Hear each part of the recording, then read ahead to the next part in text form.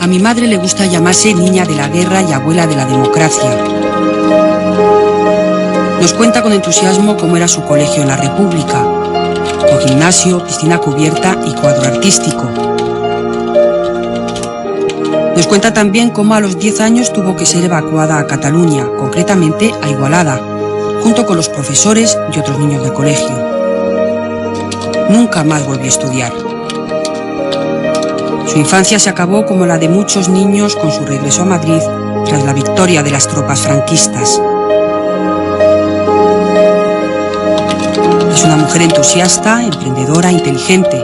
A sus casi 80 años sigue aprendiendo.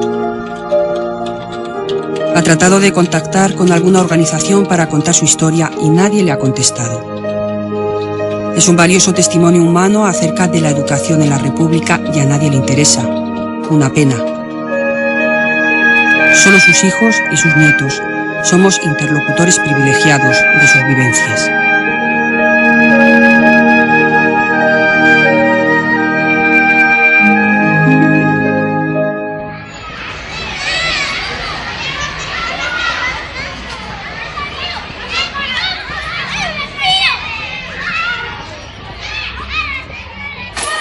Con esta carta a un periódico de Madrid, la hija de Carmen Ruiz Peinado planteaba un desafío que nosotros aceptamos.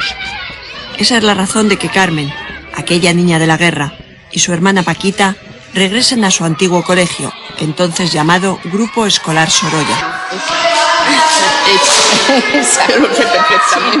Un viaje en el tiempo hacia las aulas republicanas en las que estudiaron desde 1933 a 1936. ¿Y esto dónde lo has rescatado? En el archivo del centro. Esto archivo. Nunca ha estado perdido. Mira, esto ha sido del archivo del centro.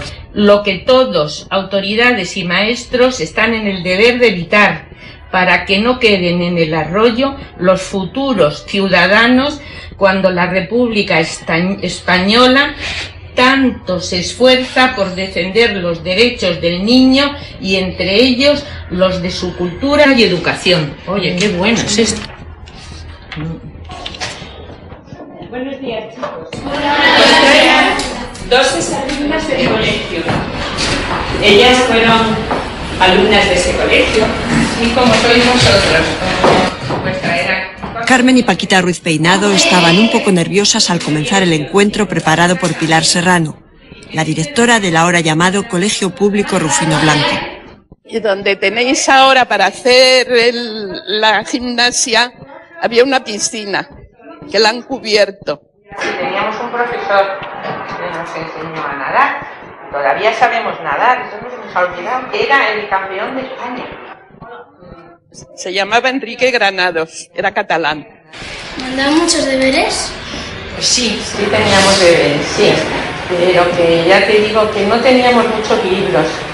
Teníamos más que eran apuntes, que luego nos apuntábamos. Cuando íbamos a Segovia o a Toledo, luego teníamos que hacer una redacción, que también lo haréis vosotros, y un dibujo de las cosas que habíamos visto.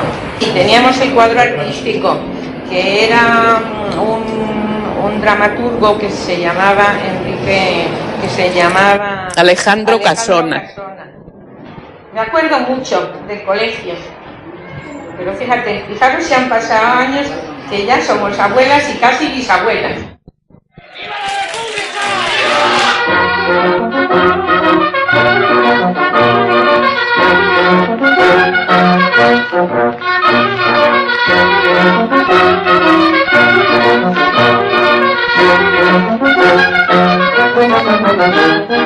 Conviene decir que la República, aunque es un mismo sistema político, tiene una trayectoria interna muy variada. Yo a mis alumnos y a mis escritos suelo reconocer la existencia de 4 repúblicas dentro de la Segunda República Española. Una, la del primer bienio, otra, la contrarreforma de los años 33, 34 y 35, después el triunfo del Frente Popular en 1936 y finalmente lo que ocurre en la Guerra Civil. Y cada una de estas repúblicas tiene un contenido ideológico y un trasfondo político-educativo diferenciado. Yo, cuando hablo de la reforma educativa republicana, me refiero generalmente al primer bienio, que es realmente el bienio creador por excelencia. La pasión del catedrático de la Universidad de Alcalá, Antonio Molero, por la escuela, con mayúscula, es algo tangible en el museo que ha reunido a lo largo de 30 años. Él, como casi todos los historiadores de la educación, es un admirador de las reformas educativas de la Segunda República. Una admiración que acentúa en 3 hombres clave: los ministros de Instrucción Pública, Marcelino Domingo y Fernando de los Ríos, y el director general de Enseñanza Primaria, Rodolfo Llopis. La escuela será laica, obligatoria y gratuita. Esto no lo dice una ley cualquiera, lo dice la Constitución, artículo 48. La educación es una atribución fundamental del Estado. Y además dice, y esto tiene una trascendencia enorme para los educadores, cosas de aparente carácter menor. Hará del trabajo, la reforma escolar hará del trabajo el eje de su actividad metodológica. Que una Constitución incorpore la idea del trabajo, de la actividad infantil como norma suprema de la relación escolar me parece verdaderamente increíble, increíblemente positivo. Y por supuesto termina diciendo, y se inspirará en ideales de solidaridad humana. La Institución Libre de Enseñanza, que fue fundada en 1876 como una universidad libre, como una alternativa a la universidad anquilosada decimonónica, sin embargo, enseguida, muy pronto, Giner de los Ríos, que es el alma de la institución, se da cuenta que la escuela, y la escuela primaria fundamentalmente, es el verdadero núcleo de toda la acción educativa y de todo el proceso educativo. La Institución Libre de Enseñanza consideraba la educación como la transformadora social por excelencia, y el movimiento obrero, el socialismo histórico, consideraba que para ser iguales había que tener una buena educación, sobre todo para los hijos de los obreros. La Segunda República, con estas dos líneas de pensamiento, puso en marcha un plan quinquenal de construcciones escolares nunca visto en España. Se planificaron en torno a 27.000 escuelas de distinto tamaño en todo el Estado español, de las cuales se pudieron construir en torno a 16.000. Sobre todo, fue muy importante el esfuerzo realizado en el primer bienio, de 1931 al 33, donde se cumplieron en exceso incluso las previsiones. Ha sido un gran esfuerzo. Y junto a este impulso a la construcción de escuelas, el modelo constructivo, el formato de las escuelas, sobre todo las grandes, como este Instituto Jaime Vera en el que estamos ahora, pues era un modelo que tenía que ver con la filosofía de la Institución Libre de la Enseñanza. El racionalismo, la fe en la ciencia y en ninguna otra ideología, nada más que en la ciencia y en la razón, en la laicidad, en la confesionalidad. Se buscaban los espacios abiertos, libres, muy iluminados, para que la escuela también, la educación, favoreciese también la propia higiene del alumnado. Una de las primeras medidas de la República es subir el sueldo de los 52.000 maestros españoles, hasta entonces menor que el de cualquier obrero. La mayor parte de ellos no están afiliados a ningún partido ni sindicato, pero aceptan rápidamente las reformas que los convierten en sacerdotes laicos del nuevo régimen. La educación es la base de la democracia que quiere instaurar la República y, por tanto, el maestro es absolutamente necesario en ese proceso de revolución de las conciencias que tiene como último objetivo la República para los ciudadanos españoles. El maestro va a colaborar, el maestro va a prestar todo su apoyo a las reformas educativas. La dignificación social de los maestros empieza por su preparación y los estudios de magisterio se convierten en carrera universitaria. Yo siempre he dicho que es el mejor programa educativo de formación de maestros que ha tenido España hasta el momento. Y si me apuras, incluyo el momento presente. La carrera de maestro se articula sobre la base de 3 años. El acceso es a través de un examen oposición a plazas fijas. 3 años de carrera. La revolución interna del currículum de las escuelas normales es tremenda, porque todas las materias de esos 3 cursos se les rodea de un halo, de un aliento profesional. Allí no se enseña historia, no se enseña ciencia, se enseña metodología de la historia, metodología de las ciencias, metodología de las matemáticas. Y formaron esas oleadas de maestros que hemos conocido posteriormente como los maestros del plan profesional, que han llenado de gloria a la educación española. El grupo escolar Sorolla, donde estudiaron las hermanas Ruiz Peinado, era el colegio anejo a una de las nuevas normales, con la misma arquitectura característica creadas por la República. De ella sale la figura del alumno maestro, que realiza un año de prácticas pagadas antes de ocupar su plaza en una escuela. Me hice maestra para hacer con los niños lo contrario que yo había recibido por parte de mis maestras. Así de clara tiene Palmira Pla la razón que la llevó hasta la Escuela Normal de Teruel. De allí salió en 1935 para hacer su año de prácticas. Esas escuelas también hacían que nosotros después diéramos esas o parecidas lecciones y nos reuníamos todos para estudiar en qué habíamos fallado. Siempre nos decían lo mismo. Los profesores insistían en que teníamos que tener más seguridad nosotros mismos, porque al niño, el niño que ve que el maestro que le está diciendo una cosa no está seguro, ya no se le capta, se le pierde. Palmira, socialista y delegada de colonias escolares durante la guerra, tuvo que marchar al exilio en 1939 y no regresó a España hasta 1975. Fue luego diputada de las Cortes Constituyentes. 90 intensos años que acaba de contar en un libro. En su exilio venezolano fundó el Instituto Escuela Calicanto. En Venezuela yo apliqué el método que aplicábamos en España, los maestros republicanos. Pero nadie me preguntaba qué método era y de dónde lo había aprendido. No veían más que el resultado. Y el resultado era que cada vez teníamos más niños.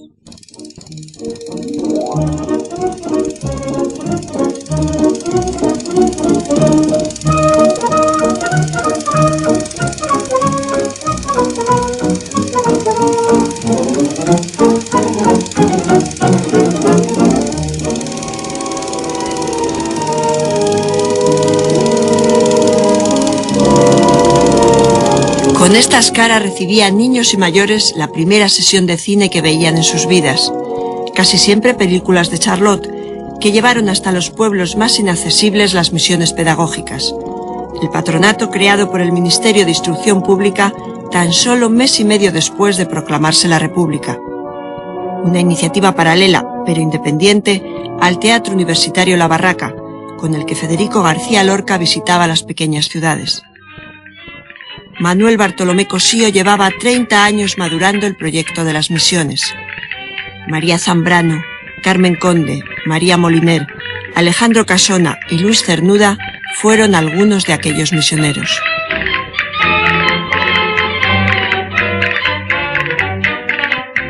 La gran ambición de Manuel Bartolomé Cosío pues era aglutinar a gentes jóvenes intelectuales, tanto escritores, poetas, músicos, cineastas, fotógrafos, que fueran a misionar, a llevar la cultura, los libros, la música, los coros, el teatro, a estos pueblos remotos, que entonces España era fundamentalmente lo que ahora llamaríamos un país subdesarrollado en un 80% de su territorio, y que había unas ciertas élites educadas pues en las ciudades, en algunas ciudades, pero el resto del país era un desierto cultural.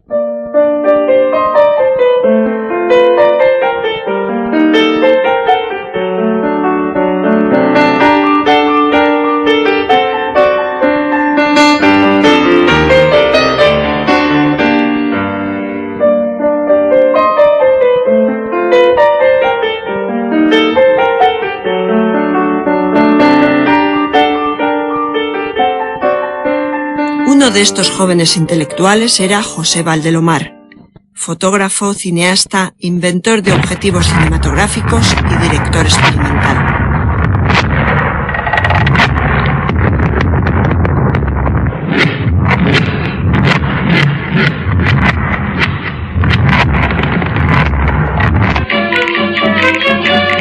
A Valdelomar se deben muchas de las imágenes que guardan la memoria de las misiones, cuyo fin era también mantener al día a los propios maestros.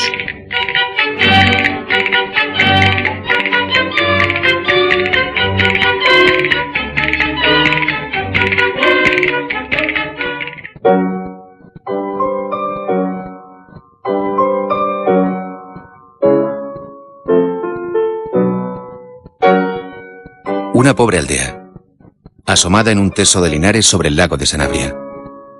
Nos sobrecogió de pronto mostrándonos al desnudo su miseria enferma y desolada, amarga de largos años sin esperanza. San Martín de Castañeda. La iglesia y el magnífico monasterio Bernardo en ruinas.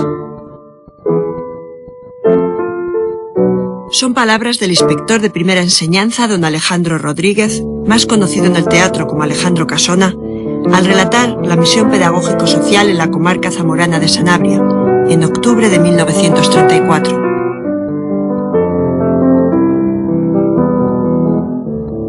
Hemos llegado a San Martín de Castañeda justamente 70 años después.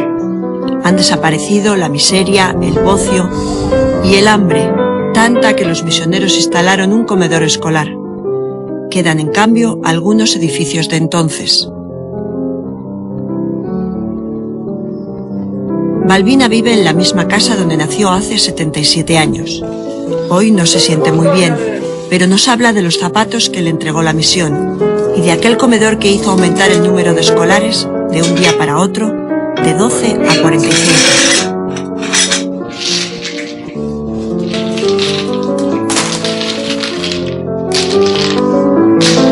Para buena memoria, la de Antonio del Estal, 81 años. Es la primera vez que contempla estas viejas fotos. Confirma que el maestro, don Antonio Muñoz, dormía en el aula, a falta de casa, hasta que las misiones le consiguieron un alojamiento. Recuerda que los misioneros arreglaron la escuela y que trajeron mesas, sillas y guardapolvos y zapatos para todos. Y lo que sintió al ver la película de Charlotte. Pues una ilusión muy grande, una alegría muy grande, porque yo nunca en mi vida había visto, por ejemplo, en la pantalla, como si viese a la persona viva funcionando. Yo decía, esto es imposible. De teatro recuerdo perfectamente bien lo que no recuerdo es el título de la obra, pues el título de la obra no lo recuerdo, pero sí recuerdo el contenido. El contenido era un padre que tenía una hija, que no hacía vida de ella, que era imposible, era indominable. Entonces, claro, la hija, pues se le salió un novio y tal. Y el padre le dijo que no la podía domar él, que no se podía domar. Primero salía, por ejemplo, un animal, el gallo, por ejemplo. Y un gallo y un perro, y le dijo a uno, tráeme agua, no, le pegó un tiro y cayó al suelo. Al otro, no. Y le dijo, tráeme agua, y fue ella deprisa y así la domó. A 500 kilómetros de Sanabria, en la Sierra Pobre de Madrid, Gregorio García relata, prácticamente con las mismas palabras de Antonio, aquella obra de teatro de las misiones de la que tampoco ha retenido el título. Guarda, en cambio, recuerdos vivos de su maestro, don Ángel Gómez Andrés, de la vieja escuela, hoy en obras, de Alejandro Casona y del material didáctico que dejó en Montejo. Yo recuerdo de ir don Alejandro Casona a la Iruela, y tuvo que ir en una caballería andando a echar cine y venir, le salimos los chicos a esperar la entrada del pueblo con nieve. Fue un señor que no quiso que hubiera ignorancia en los pueblos y en todo. Pues el señor nos dio dos imprentas y nosotros lo hacíamos poniendo una letra, un espacio, como se debe hacer. Y teníamos en la biblioteca, teníamos 270 libros, que eso fue una barbaridad lo que se hizo con ellos, porque se bajó ahí un poco más abajo y ahí se quemó todo ello, porque el maestro decían que era rojo. Pues no era rojo, don Ángel, porque él iba todos los domingos a misa. He cortado la rosa de Ronsard en los jardines de Francia. Hoy peregrino de un ultramar de sol nos trae el oro de su verbo divino. Yo no sabía nada de español y no fui a la escuela y si no hubiera sido por aquellos libros, pues no sé. Aquellos libros fueron al comienzo de como si dijéramos de mi redención social, ¿no? Social y cultural. Manuel García Montero, nacido en París de emigrantes retornados, graduado en magisterio, secretario de ayuntamiento jubilado y escritor por afición, leyó los 300 volúmenes de la biblioteca escolar de su pueblo, Robledillo de la Vera, mientras cuidaba las cabras en el campo. Y cada 2 días, más o menos, leía un libro, se lo devolvía a don Ángel. En principio don Ángel sospechó que se lo devolvía sin leerlo completamente y me hacía preguntas, y cuando ya vio que sí, que me lo había leído, bueno, algunos sí me gustaban mucho, lo leía 2 o 3 veces, ¿verdad? Hasta que llegó el año el año 36, que estalló la guerra civil, o incivil, como dijo Unamuno, y unas gentes o gentuza hicieron una hoguera con muchos de aquellos libros, porque decían que estaban incluidos en el índice de libros prohibidos de la Santa Sede. De aquella pira inquisitorial que organizaron en Robledillo unos falangistas venidos de otro pueblo, se salvaron al menos 4 libros, los que Manuel tenía en su poder, los mismos que escondió entre las ropas de un baúl durante sus 5 años de mili. Para mí son un pequeño tesoro. Además son 4 libros y tengo 4 hijos, y lógicamente pienso dejar uno a cada uno. El recelo con el que la Iglesia había recibido desde el primer momento a la República va a convertirse en conflicto total ante el programa educativo laico. En el artículo 26 de la Constitución, ojo, ahí se dice claramente cosas tan importantes como que se disolverán aquellas órdenes religiosas que tienen entre sus estatutos canónicos, aparte de los clásicos, uno de obediencia distinta a la autoridad del Estado. Era un artículo, casi lo he repetido textualmente si la memoria no me falla, pensado para disolver la Compañía de Jesús, cosa que ocurrió al año siguiente, en 1932. Pero también se dice en ese mismo artículo 26 de la Constitución que las órdenes religiosas no podrán dedicarse ni a la industria, ni al comercio, ni a la enseñanza. Con lo cual estaba condenando a las órdenes religiosas a cerrar sus centros docentes, porque no se podrían dedicar a la enseñanza.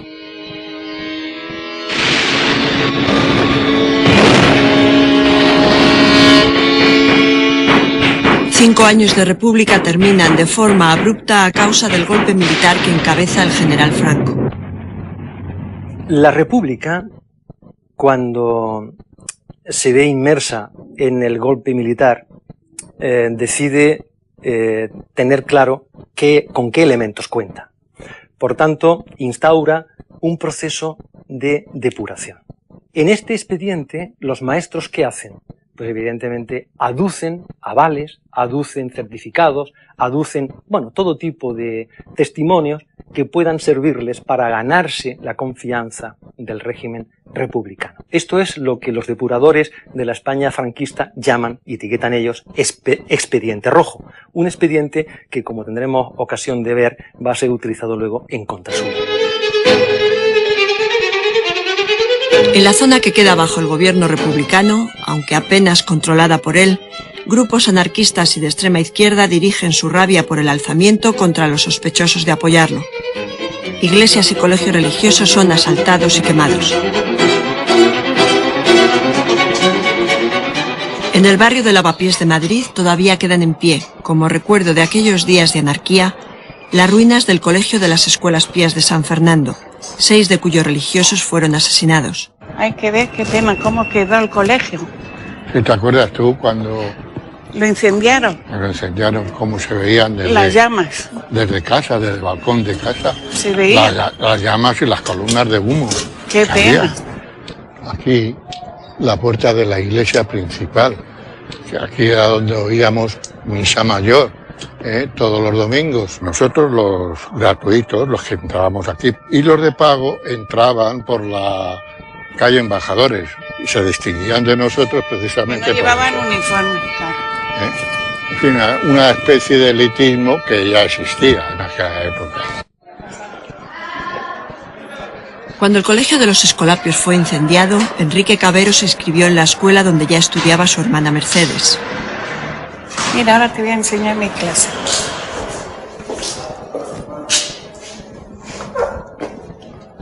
Oh, qué cambiada. Claro.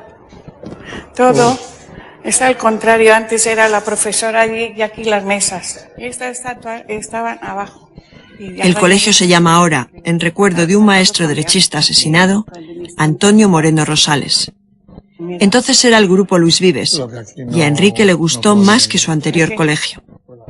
En el nuevo colegio, pues yo me encontré las cosas que eran más naturales, no era nada forzado, no había ningún castigo por pegar, no, nada de eso. Yo me encontré más libre. De pequeño, yo encontré allí más libertad de la que había tenido en el colegio anterior. ¿Por qué? Porque todo era pecado o todo estaba mal hecho. Luego había otra cosa en el colegio que a mí, pues la verdad, no me gustaban, aunque era un niño. Los niños que destacaban en aquella época se volcaban los curas en su educación, en su formación, lo que fuera. Y los niños que eran menos afortunados, pues ahí se quedaban.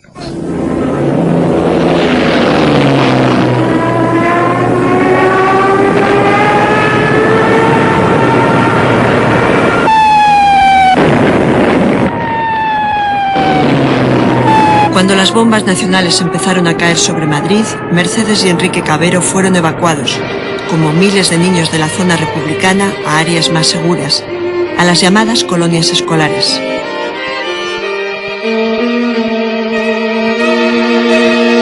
Ellos fueron a Igualada, daban clase en un colegio religioso requisado y vivían con familias de la ciudad. Ninguno de ellos lo recuerda, pero en Igualada, en las mismas condiciones, estaban también las hermanas Ruiz Peinado. En una fotografía que conserva el archivo municipal hemos encontrado a Paquita. Todos repiten su gratitud hacia las familias catalanas que los acogieron durante casi 3 años. Me llevaban un bocadillo ellas de su casa porque luego allí también después ya se notó la guerra. Ya había escasez de comida y...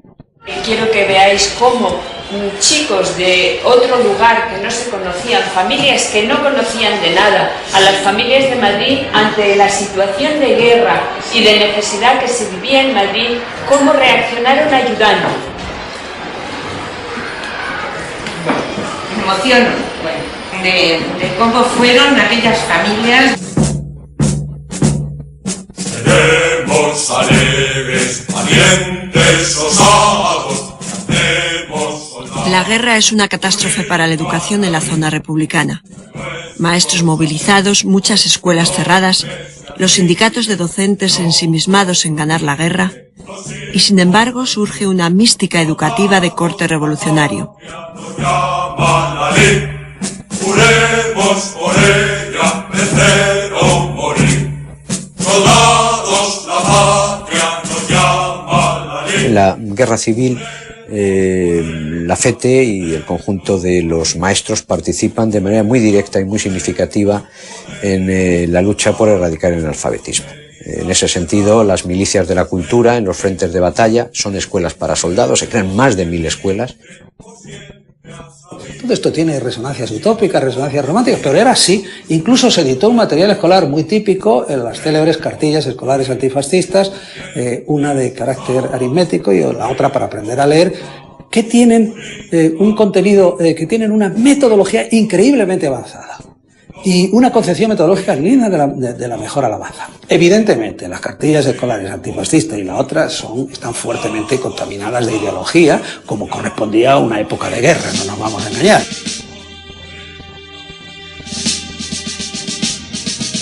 En la zona nacional, donde no se mueve una hoja sin el permiso de los militares golpistas, empieza la represión contra los rojos, un calificativo de amplio espectro. A nosotros siempre nos han tratado de ocultar qué fue lo que pasó, hasta que una vez que murió mi madre, hace 5 años, y yo entre sus pertenencias encontré una carta dirigida por él a su esposa, a mi tía Julia, en donde le decía: créeme, Julia, que soy inocente, cuando se va a morir no se miente, cuando se sabe que se va a morir no se miente. Y entonces me entró en mí el deseo de empezar a buscar la justificación de aquella muerte y tratar por todos los medios de rehabilitar a esta persona, a Severiano Núñez García.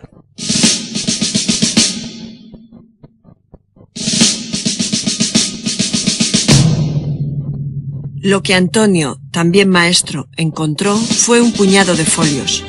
El juicio sumarísimo al que se sometió al maestro de Jaraí de la Vera, Severiano Núñez, antes de fusilarlo el 16 de septiembre de 1936 junto a las tapias del cementerio de Plasencia. Las declaraciones de los testigos, todas de sospechosa similitud, aseguraban que don Severiano había jurado lavarse las manos con la sangre de la Guardia Civil.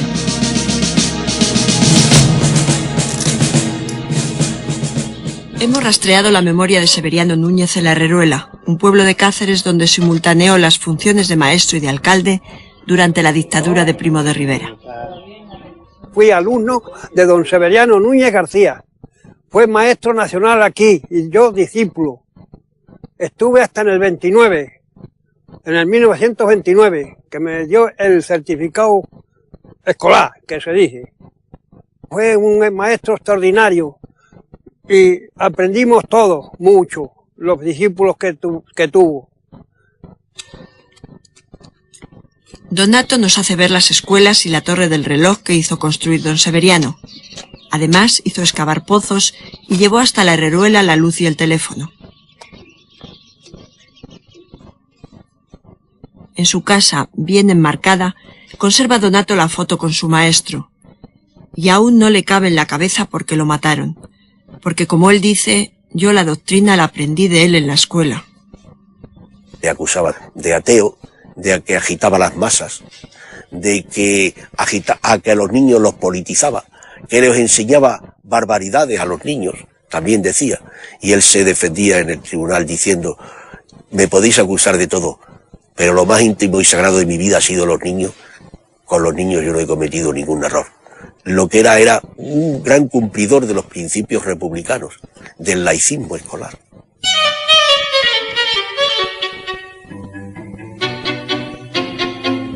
El franquismo consideraba al maestro como responsable principal de lo que llamaban la inoculación del virus republicano, que había sido el causante de los males que padecía la patria. En ese sentido, el espíritu regenerador y de salvación de la patria que anima a la cruzada franquista tiene como uno de los elementos centrales el combate directo a las reformas educativas de la República y también a los maestros que han sido los promotores, los defensores, los encargados de materializar esas reformas educativas.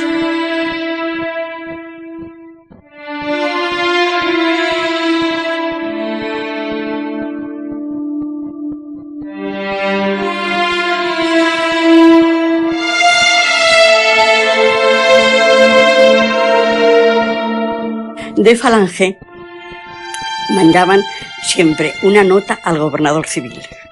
El gobernador civil tenía que hacer un escrito para que sacaran en la noche a los presos que habían mandado. Y entonces a las 12 de la noche o así se encendía la luz del cementerio que se ve perfectamente porque está el cementerio de Zamora en la margen izquierda del río Duero. Contábamos los tiros. Y se contaban 40, 50, algunas veces hasta 60 tiros. El enterrador nos contaba algunas cosas. Y efectivamente llegaban a la cárcel, iba un cura, se ponía el cura a confesarlos, y a la vuelta de darle eso, le daban el tiro. De tal forma que la pared aquella estaba completamente ya llena de sesos, de bolsitas y todas esas cosas, y terminaron por abrir las fosas, la sepultura, y los llevaban al lado de la sepultura y ahí ya le daban el tiro porque cayera directamente. A Covadonga no le resulta fácil contar la muerte de su padre y de sus dos hermanos, todos ellos maestros. Bernardo Pérez, maestro de Fuentesaúco, y su hijo Arquímedes, 26 años, casado y con una hija, fueron fusilados en el cementerio de Zamora en agosto de 1936. En los registros municipales se consigna que fueron hallados muertos. El hijo más pequeño, Arístides, 23 años, murió un mes más tarde en Toro. Los dos hermanos ejercían en Asturias y se encontraban de vacaciones cuando toda la familia, incluida la madre y Covadonga, fue detenida por un grupo de falangistas y liberada tras el pago de 5.000 pesetas. Pero los hombres fueron nuevamente detenidos y asesinados. Los hermanos parecen haber sido afiliados de FETE, el sindicato de maestros de UGT. El padre, republicano y admirador de Azaña.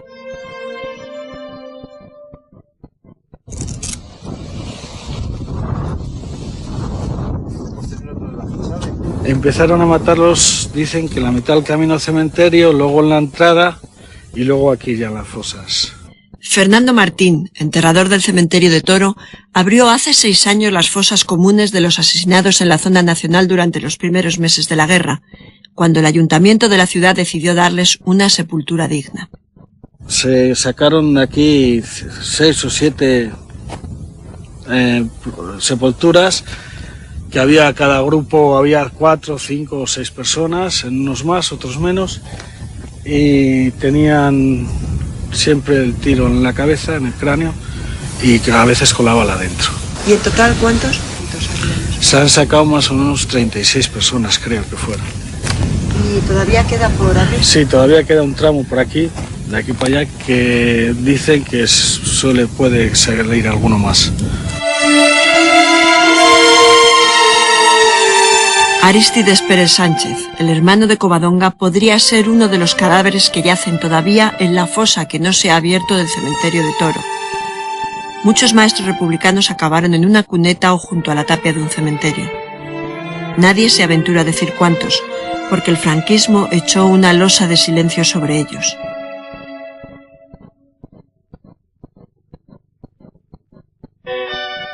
En el día de hoy, cautivo y desarmado el Ejército Rojo, han alcanzado las tropas nacionales sus últimos objetivos militares.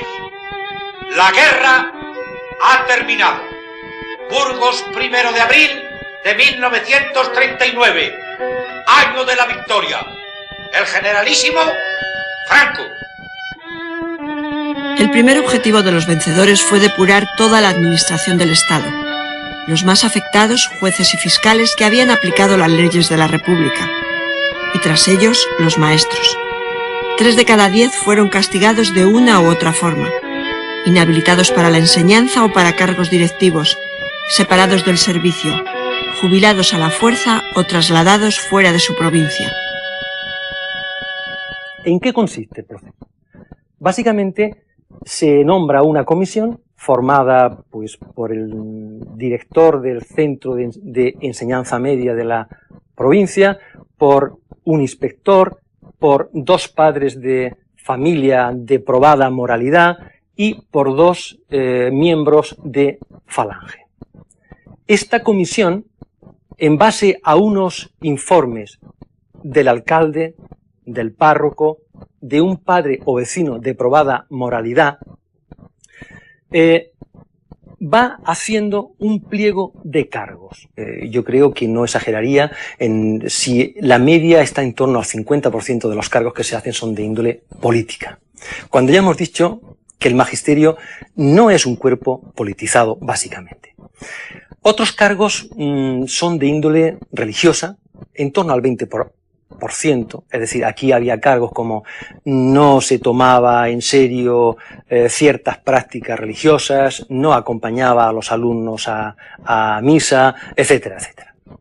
Había también cargos de índole moral, tales como, por ejemplo, bueno, pues no haberse casado por la Iglesia, tales como, incluso en algún caso nos hemos encontrado de probada inmoralidad, como hacer autostop. A la dureza de la depuración se une la crueldad de aplicarla a maestros que habían sido asesinados o estaban en el exilio. Covadonga conserva las listas de depurados. Su padre y sus hermanos muertos son expulsados por no solicitar el reingreso. Ella misma sufrió la represión cuando, 2 años después de terminada la guerra, tuvo que presentar un certificado de buena conducta en las oposiciones de magisterio. Resulta que observa buena conducta pública y privada, si bien se hace constar que en los primeros meses del alzamiento nacional a su padre y a 2 hermanos les fue aplicada el bando de guerra. El informado no pertenece a Falange Española de las Jons, para que conste a petición del interesado y surta efecto en oposición magisterio. Casi ya no puedo hablar. No puedo hablar porque estoy viviendo todo aquello. Estoy viviendo todo aquello que fue tan trágico, tan terrible que es imposible hablar.